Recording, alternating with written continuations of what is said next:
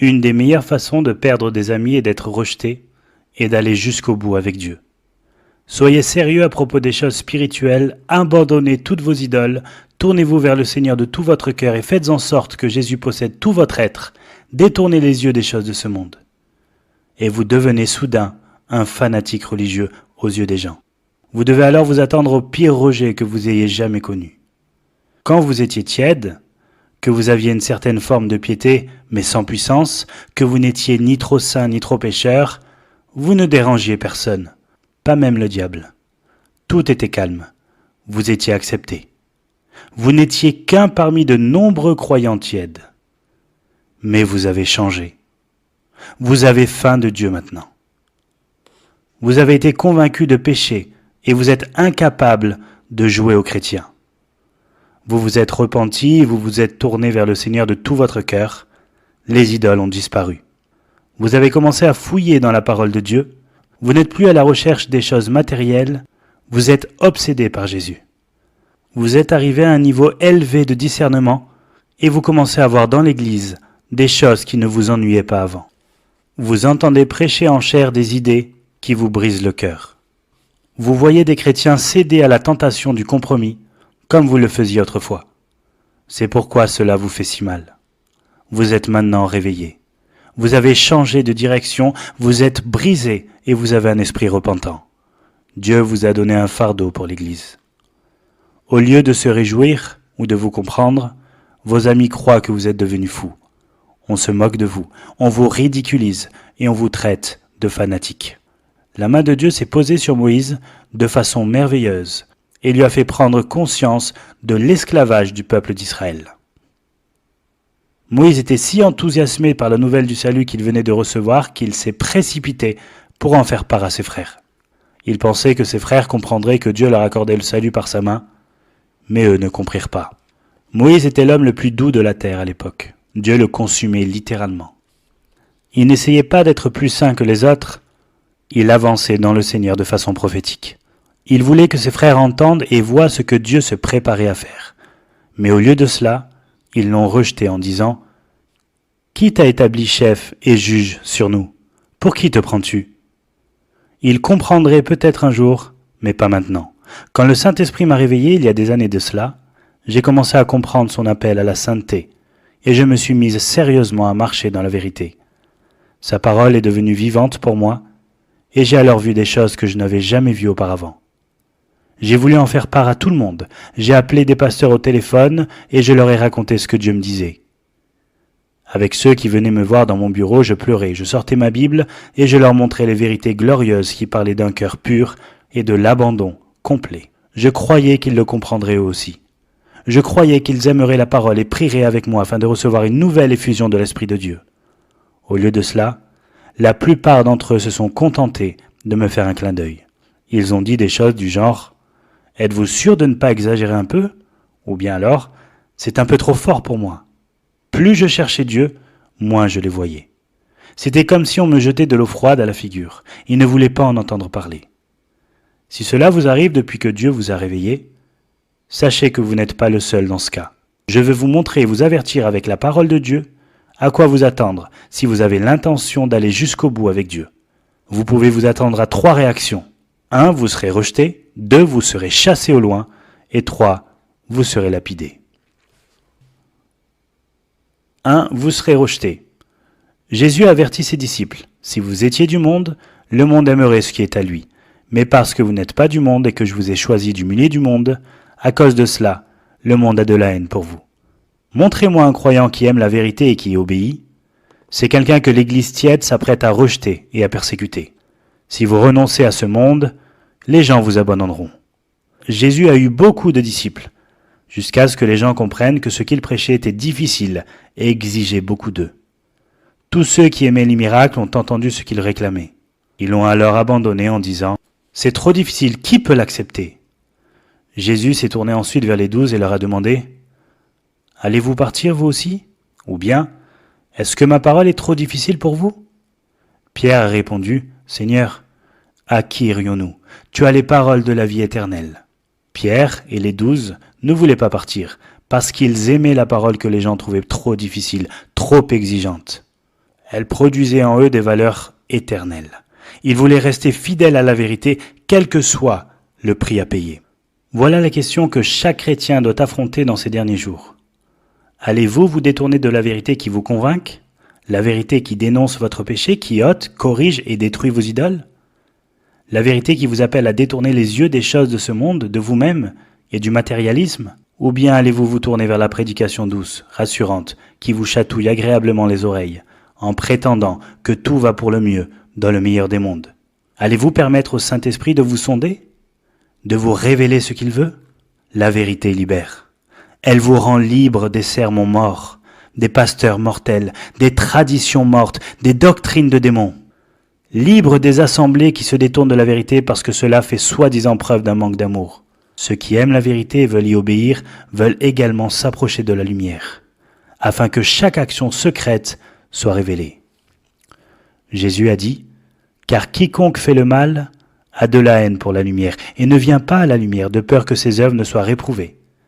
Mais celui qui pratique la vérité vient à la lumière, afin qu'il soit manifeste que ses œuvres sont faites en Dieu. » La vérité révèle toujours les secrets. Quand Jésus a commencé à dévoiler leurs péchés secrets, les Juifs pieux ont cherché à le tuer. Jésus a dit, « Je sais que vous êtes la descendance d'Abraham, mais vous cherchez à me faire mourir, parce que ma parole ne trouve pas de place en vous. Mais maintenant, vous cherchez à me faire mourir, moi un homme qui vous ai dit la vérité que j'ai entendue de Dieu? Celui qui est de Dieu écoute les paroles de Dieu. Vous n'écoutez pas, parce que vous n'êtes pas de Dieu. La parole de Dieu dit, « Alors se révélera l'impie que le Seigneur Jésus détruira par le souffle de sa bouche et qu'il écrasera par l'éclat de son avènement. L'avènement de l'impie se produira par la puissance de Satan, avec toutes sortes de miracles, de signes et de prodiges mensongers, et avec toutes les séductions de l'injustice pour ceux qui périssent, parce qu'ils n'ont pas reçu l'amour de la vérité pour être sauvés. Aussi Dieu leur envoie une puissance d'égarement pour qu'ils croient au mensonge, afin que soient jugés ceux qui n'ont pas cru à la vérité, mais qui ont pris plaisir à l'injustice. » De nos jours, il y a des foules de chrétiens qui n'aiment pas la vérité. Dieu dit que cela est dû au fait qu'ils commettent en secret le péché. Ils prennent plaisir à l'injustice. Ces gens qui sont amateurs d'injustice, de plaisir et de compromis vont être terriblement déçus. Comme les Juifs de l'époque de Jésus, ils sont absolument convaincus qu'ils voient. Ils croient être les enfants de Dieu et rejettent vigoureusement toute parole qui révèle leurs convoitises et leurs péchés secrets. Une chose autre que la vérité occupe et gouverne leur cœur. Ils n'embrassent pas la vérité comme une perle précieuse. Au lieu de cela, ils abritent et protègent un plaisir caché, un péché secret. Comprenez-le bien. Ceux qui vous rejettent et qui vous abandonnent à cause de la vérité ont une raison très sérieuse de le faire. Ils vous considèrent comme une menace pour ce qui leur est cher. Votre vie, mise à part, est un reproche pour leur tiédeur et leur compromis. Paul a écrit à Timothée, « Tous ceux qui sont en Asie m'ont abandonné. » Paul s'était donné tout entier à eux, il leur avait prêché tout l'évangile. Il était irréprochable devant eux. Les églises d'Asie et tous ses enfants spirituels l'ont rejeté. Pour quelle raison? Paul se trouvait maintenant en prison, il souffrait. Il était plongé dans l'affliction, enchaîné. C'était un prisonnier du Seigneur. Un nouvel enseignant gagné en popularité, qui apportait un message alléchant et plaisant. « Alexandre le forgeron m'a fait beaucoup de mal. Le Seigneur lui rendra selon ses œuvres. » Le nom Alexandre signifie « qui veut plaire à l'homme ». Alexandre Hyménée enseignait un faux évangile qui plaisait à la chair. Hyménée tirait son nom du dieu des mariages. Cela représente un évangile d'amour et de fête qui plaît à l'homme, mais est dépourvu de toute sainteté. Paul a donc livré ces hommes à Satan pour qu'ils soient détruits, afin qu'ils apprennent à ne pas blasphémer. Il ne les a pas livrés à Satan pour la destruction de leur corps, mais de la doctrine de la chair. C'était une expérience qui devait leur enseigner à ne pas blasphémer. Comment auraient-ils pu apprendre s'ils étaient morts? Ces doctrines niaient l'existence de toute souffrance et de toute difficulté. Paul a dit qu'il réduisait à néant la véritable foi en excusant le péché. Ils n'avaient pas une conscience pure. Ils ont détruit la foi par leurs enseignements qui cherchaient à plaire aux hommes. Ils ont rejeté Paul à cause de ce qu'ils considéraient comme une perte de liberté. Ils l'ont pris pour un manque de foi. Pour eux, c'était le diable qui retenait Paul prisonnier. Si Paul est si saint, disait-il, et qu'il prêche que Dieu est tout-puissant, pour quelle raison souffre-t-il? Ils avaient honte de ces liens. De nos jours, il y a aussi des chrétiens qui vont vous rejeter, qui auront honte de vous, parce que vous traversez une épreuve, une tribulation ou une maladie. Deuxièmement, ils vous chasseront. Jésus a donné cet avertissement. Ils vous excluront des synagogues, et même, l'heure vient où quiconque vous fera mourir pensera offrir un culte à Dieu. Jésus disait en effet, « Je vous ai parlé ainsi pour que vous ne soyez pas scandalisés. Ne soyez pas surpris quand l'Église tiède vous chassera, parce qu'ils ne connaissent ni moi, ni mon Père. » Jésus a guéri un homme qui était né aveugle. On l'a amené à l'Église pour que les pharisiens l'interrogent. Ses yeux ont été guéris et il a pu voir. Il a dit, « Je sais une chose, c'est que j'étais aveugle et que maintenant je vois. » Se sont-ils réjouis parce que cet homme avait retrouvé la vue? Non. Ils ont répondu, « Tu es né tout entier dans le péché, tu nous enseignes. » Et ils le chassèrent. Cet aveugle guéri représente le reste saint, ceux dont les yeux sont ouverts et qui voient la sainteté de Dieu. Si vous rendez témoignage comme il l'a fait, « J'étais aveugle et maintenant je vois », ils vous chasseront en disant, « Qui a fait de toi notre maître ?» Si vous avez l'intention d'aller jusqu'au bout avec Christ, vous devez être prêt à supporter maintes reproches. Car c'est pour toi que je supporte le déshonneur, que la confusion couvre mon visage. Je suis devenu un inconnu pour mes frères, un étranger pour les fils de ma mère. Car le zèle de ta maison me dévore, et les propos déshonorants de ceux qui te déshonorent tombent sur moi. Ce texte nous parle surtout des souffrances de Christ, mais nous devons vivre dans ce monde comme il y a vécu lui-même. S'ils l'ont persécuté et attaqué, ils agiront de même avec tous ceux qui sont morts à leur propre nature. Qui a jeté l'opprobre sur Christ? Qui a répandu la honte sur lui et a sali son nom? Ceux qui fréquentent l'Église, mais cherchent surtout à plaire aux hommes. Chasser des chrétiens consacrés est la plus grande faveur qu'une Église centrée sur l'homme puisse leur faire. J'ai l'impression d'entendre des chrétiens dire « Mon Église est morte, je n'aime pas ce qui s'y passe, mais Dieu m'a placé ici. Je vais rester et essayer de changer la situation. » Cela peut être dangereux, et ce n'est pas biblique. Nous devons nous éloigner de tout ce qui a un rapport avec Babylone. Il se peut que les traditions vous retiennent. Il se peut que vous ne soyez pas aussi prêts que vous le croyez à aller jusqu'au bout avec Dieu. Ou alors vos anciens amis vous retiennent. Dans chaque ville où il se trouvait, Paul allait à la synagogue selon sa coutume. Il prêchait aux membres aveugles de la synagogue, qui n'avaient pas changé depuis l'époque d'Ésaïe. « Car je vais faire en vos jours une œuvre que vous ne croiriez pas, si on vous la racontait. » Paul a essayé de son mieux de les convaincre, espérant qu'ils l'écouteraient, mais il a fini par entendre la prophétie d'Ésaïe résonner en lui. Une œuvre que vous ne croiriez pas, si on vous la racontait. Écoutez bien cet avertissement. Faites comme Paul, et allez-vous-en. Il secoua contre la poussière de ses pieds. Paul a dit à ces Juifs religieux, « C'est à vous d'abord que la parole de Dieu devait être annoncée. Mais, puisque vous la repoussez, et que vous ne vous jugez pas digne de la vie éternelle, voici, nous nous tournons vers les païens. » Si vous êtes membre d'une assemblée qui a entendu la vérité et s'en est détournée, quittez-la. Partez rapidement, car sinon, ce sont vos enfants qui risquent de devenir rétrogrades. Ne dites pas « mes enfants y ont des amis ». Ils peuvent aussi grandir sans conviction de péché à cause du manque de puissance de cette Église ou parce que Dieu en est absent. Vous n'allez pas changer quoi que ce soit en restant, mais il se peut au contraire que ce soit l'atmosphère qui vous change. Comment la lumière peut-elle fraterniser avec l'obscurité? C'est pourquoi sortez du milieu d'eux et séparez-vous, dit le Seigneur, et moi, je vous accueillerai. Troisièmement, vous serez lapidés. La majorité va vous lapider. Ils lapidèrent Étienne, qui priait et disait « Seigneur Jésus, reçois mon esprit ». Qui a lapidé Étienne? L'organisation religieuse la plus prestigieuse de l'époque. Ils l'emmenèrent au Sanhédrin. Il y avait là un seul homme contre toute une foule. Voici un homme dont les yeux sont fixés sur le Seigneur et cependant on le hait. Écoutez la haine de ces hommes religieux, ces fanatiques. Ils grinçaient des dents contre lui. Ils crièrent alors d'une voix forte en se bouchant les oreilles et ils se précipitèrent tous ensemble sur lui. Qu'y avait-il chez cet homme juste qui a pu exciter à ce point la colère de ces hommes religieux?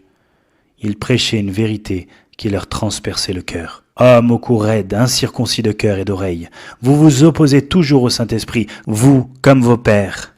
Vous qui avez reçu la loi sur l'ordre des anges et qui ne l'avez pas gardée. Ils étaient forcés de prêcher la vérité. Leur cœur s'accrochait encore au monde, car ils étaient prisonniers de la convoitise. Ils connaissaient la loi de Dieu, mais refusaient d'y obéir. Ce faisant, ils crucifiaient le Christ. L'épée à double tranchant de la vérité avait coupé jusqu'au plus profond de leur cœur, mais c'est son témoignage sur les cieux ouverts qui les a fait exploser de colère. Mais Étienne, rempli d'Esprit Saint, fixa les regards vers le ciel et vit la gloire de Dieu, et Jésus debout à la droite de Dieu. Il dit, « Voici, je vois les cieux ouverts, et le Fils de l'homme debout à la droite de Dieu. » Ils crièrent alors d'une voix forte, en se bouchant les oreilles, et ils se précipitèrent tous ensemble sur lui, le chassèrent hors de la ville et le lapidèrent. Les témoins avaient déposé leurs vêtements aux pieds d'un jeune homme, nommé Saul. Étienne a révélé toute l'ambiguïté de leur attitude. Et en ces jours-là, ils firent un veau. Ils apportèrent un sacrifice à l'idole et se réjouirent des œuvres de leurs mains. Alors Dieu se détourna et les livra au culte de l'armée du ciel, selon qu'il est écrit dans le livre des prophètes. « M'avez-vous offert des victimes et des sacrifices pendant 40 ans au désert, maison d'Israël ? Vous avez porté la tente de Moloch et l'étoile du dieu Ronfa. Ces figures que vous avez faites pour les adorer. Aussi je vous déporterai au-delà de Babylone. » En cette ère de la grâce, si vous regardez une femme avec convoitise, vous avez commis l'adultère aux yeux de Dieu. Si vous haïssez, vous êtes meurtrier. Si on vous lance des insultes parce que vous allez jusqu'au bout avec Dieu, on est en train de vous lapider. Les lèvres de l'insensé se mêlent aux disputes, et sa bouche appelle les coups. La bouche de l'insensé cause sa ruine. Les paroles du rapporteur sont comme des friandises, elles descendent jusqu'au fond des entrailles. Ils, les méchants, aiguisent leur langue comme une épée, ils lancent leurs flèches, des paroles acerbes. Jésus a enseigné la parabole du vigneron qui a demandé qu'on lui envoie les fruits de sa vigne. Il a envoyé ses serviteurs les chercher. Les vignerons prirent ses serviteurs, frappèrent l'un, tuèrent l'autre et lapidèrent le troisième. Il en est de même de nos jours. Dieu a envoyé ses saints prophètes pour rassembler le fruit de sa vigne. Au lieu de cela, il y a des luttes verbales, des meurtres engendrés par la haine, et des mots blessants qui sont des instruments de lapidation. Nous avons aujourd'hui une association Étienne, dont chaque membre peut dire « Je vois les cieux ouverts ». C'est cette vision claire de Jésus qui excite la colère de ceux dont le cœur n'est pas circoncis. Les Israélites ont essayé de lapider Josué et Caleb parce que ces deux hommes les appelaient à aller jusqu'au bout avec Dieu. 10 espions ont découragé le peuple de Dieu en disant « Nous ne pouvons pas aller jusqu'au bout, il y a trop de géants, les murailles sont trop élevées. » Caleb fit taire le peuple, qui murmurait contre Moïse. Il dit « Montons, et nous prendrons possession du pays, car nous en serons vainqueurs. » Ils ont répondu « Donne-nous un chef et retournons en Égypte. » Et parmi ceux qui avaient exploré le pays, Josué, fils de Nun, et Caleb, fils de Yéphouné, déchirèrent leurs vêtements et parlèrent ainsi à toute la communauté des Israélites. « Le pays que nous avons parcouru pour l'explorer est un pays très très bon. Si l'Éternel nous est favorable, il nous fera entrer dans ce pays et nous le donnera. C'est un pays découlant de lait et de miel. Seulement, ne soyez pas rebelles contre l'Éternel et ne craignez pas les gens de ce pays, car ils nous serviront de pâture. Ils n'ont plus d'ombrage pour les couvrir. L'Éternel est avec nous. Ne les craignez pas. » Toute la communauté parlait de les lapider lorsque la gloire de l'Éternel apparut sur la tente de la rencontre, devant tous les Israélites. Dans cette histoire, je ne m'intéresse pas particulièrement à Josué ou à Caleb, car Dieu était avec eux. Je m'intéresse plutôt au peuple de Dieu qui grinçait des dents et ramassait des pierres. Pourquoi un appel à l'obéissance a-t-il provoqué une telle réaction chez ces gens-là ? Je suis convaincu que dès l'instant où le cœur est prisonnier d'une idole ou de la convoitise, l'incrédulité s'installe. Le compromis et l'incrédulité marchent la main dans la main. Dès cet instant-là, toute prédication contre le compromis irrite et ces gens finissent par lutter contre Dieu, tout en confessant son nom. Comment doivent réagir les justes quand ils sont rejetés, chassés ou lapidés ? Jésus a réagi comme un agneau et n'a pas ouvert la bouche. N'appelez pas le feu céleste sur ceux qui vous maltraitent. Pourquoi ne souffrez-vous pas plutôt quelque injustice ? Pourquoi ne vous laissez-vous pas plutôt dépouiller ? Injuriés, nous bénissons. Persécutés, nous supportons. Priez pour ceux qui vous persécutent. Je ne peux pas supporter les prophètes arrogants qui menacent, maudissent ou se battent. Quand Shimei, installé en haut d'une colline, a jeté des pierres à David, qui fuyait Jérusalem et Absalom, le capitaine de l'armée de David a dit « Pourquoi ce chien mort maudit-il le roi, mon Seigneur ?» David a répondu « S'il maudit, c'est que l'Éternel lui a dit « Maudis David, laisse-le et qu'il maudisse. Peut-être l'Éternel regardera-t-il ma peine et me fera-t-il du bien en retour de sa malédiction d'aujourd'hui. Moïse est allé jusqu'au bout, jusqu'à la montagne, et là, il s'est enfermé avec Dieu. Là, son visage a brillé, et même si tout le monde pouvait le voir, à tel point qu'il devait se cacher le visage, il ne savait pas lui-même que son visage brillait. Il ne se rendait même pas compte que la sainteté de Dieu se reflétait sur son visage. Comme Étienne, Moïse ne s'est pas vanté de ce que Dieu avait fait en lui. Ni l'un ni l'autre n'a pas pris l'air d'un prophète. Ils n'ont pas menacé, ils n'ont pas parlé de révélations nouvelles ou spéciales, même si c'était le cas. Ils n'ont pas arboré un air de fausse piété. L'humilité est la caractéristique de l'âme qui dépend complètement de Christ. Aucun orgueil spirituel, rien d'exclusif dans leur attitude. Quelle est la récompense? C'est que Christ se tiendra à vos côtés. Il y a beaucoup d'autres récompenses en réserve pour ceux qui vont jusqu'au bout, mais je veux mentionner seulement celle-là, parce qu'elle nous suffit. Paul a été enfermé dans une prison à Jérusalem, et toutes les autorités religieuses voulaient le tuer. Un véritable tumulte régnait dans l'Église. On l'a accusé d'avoir prêché une fausse doctrine, d'avoir même souillé le lieu saint. Même les soldats craignaient que Paul ne soit mis en pièces, c'est pourquoi ils l'ont emmené de force et l'ont mis en prison. La nuit suivante, le Seigneur s'approcha de Paul et dit « Prends courage, car de même que tu as rendu témoignage de moi à Jérusalem, il faut aussi que tu rendes témoignage à Rome. » C'est le Seigneur en personne qui s'est adressé à Paul, et non un ange. Quelle parole d'encouragement il lui a adressée. Réjouis-toi, ce n'est pas fini. Vous pouvez affronter n'importe qui et n'importe quoi, si vous savez que le Seigneur est avec vous.